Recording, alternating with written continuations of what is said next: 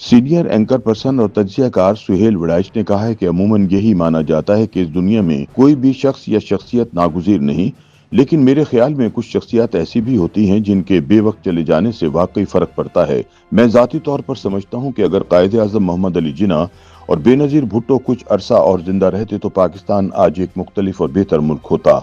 अपने ताज़ा सियासी तजिए में सुहेल वड़ाइच कहते हैं कि अगर मोहम्मद अली जिन्ना क़याम पाकिस्तान के बाद कुछ बरस मजीद जिंदा रह जाते तो वो भी भारत के पहले वजीर आजम जवाहरलाल नेहरू की तरह पाकिस्तान को एक आज़ाद ख्याल जमहूरी और कसीर मजहबी आइन देने में कामयाब हो जाते, जो अकलियतों और पसमानदा तबकात के इस्तेहसाल से पाक होता और यूं पाकिस्तान आज एक तंग नज़र माशरा न होता।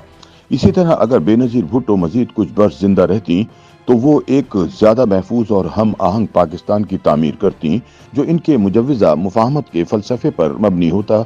ये वही नजरिया था जिसका वो अपनी अफसोसनाक शहादत से पहले पुरजोर प्रचार करती रही हैं। बेनज़ीर भुट्टो ने एक सियासी और मजहबी तौर पर मुनक़सिम मुल्क में मुफाहमत के मिशन के साथ पाकिस्तान वापसी की थी। उन्होंने अपनी किताब रिकॉन्सिलेशन में दुनिया भर की मिसालें देकर साबित किया कि लड़ाई को मकालमे के जरिए पुरअमन बकाए बाहमी में बदला जा सकता है। उनका मानना था कि मकालमा तनाज़ात के हल का मौसर जरिया है, खासतौर पर मुस्तहकम माशरों में, लेकिन उन्होंने तस्लीम किया कि पाकिस्तान जैसे गैर मुस्तहकम माशरे में तनाज़ात के हल के लिए कुर्बानियों और समझौतों की जरूरत होती है। सुहेल वड़ाइच बताते हैं कि उनकी बेनज़ीर भुट्टो से मुफाहमत के मौजू पर एक तवील गुफ्तगू हुई। वो इसराइली सियासतदान और साबिक वजीर आजम आइजक रॉबिन से बहुत मुतासिर थीं। उन्होंने ओस्लो माहिदे के जरिए इसराइल और फलस्तीन के दरमियान पुरअमन बकाए बाहमी के लिए दो रियासती हल पेश किया।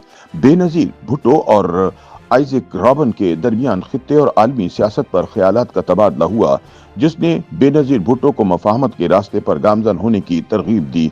सुहेल वड़ाइच बताते हैं कि उनके साथ एक और मुलाकात में बेनज़ीर भुट्टो ने जमात इस्लामी के रहनुमा काजी हुसैन अहमद के साथ मुलाकात की ख्वाहिश जाहिर की ताकि दोनों मुतज़ाद नजरियात के दरमियान मुफाहमत की राह निकाली जा सके, लेकिन इस मुलाकात से पहले ही बीबी की बेवक्त शहादत के बाइस ये मौका ज़ाया हो गया। लेकिन मैं पूरे यकीन से कहता हूँ कि अगर वो कुछ अरसा मजीद जिंदा रहती तो पाकिस्तान आज ज्यादा पुरअमन और हमा जहत माशरे पर मबनी मुल्क होता। सुहेल वड़ाइच कहते हैं कि बेनज़ीर भुट्टो की जनरल मुशर्रफ के साथ मुफाहमत के अमल को अक्सर तनकीद का निशाना बनाया जाता है, लेकिन तब के हालात में उनका डायलॉग का फैसला दहशतगर्दी के खिलाफ जंग के दौरान आमरीत से जमहूरियत की तरफ जारी सफर मुकम्मल करने के लिए एक बेहतरीन हल था।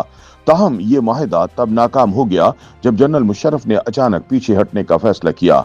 सुहेल वड़ाइच बताते हैं कि बेनज़ीर भुट्टो को बदउनवानी के झूठे इल्जामात का सामना करना पड़ा, लेकिन उन्होंने हिम्मत नहीं हारी और तमाम मुकदमात से बरी होकर पाकिस्तान वापस आईं।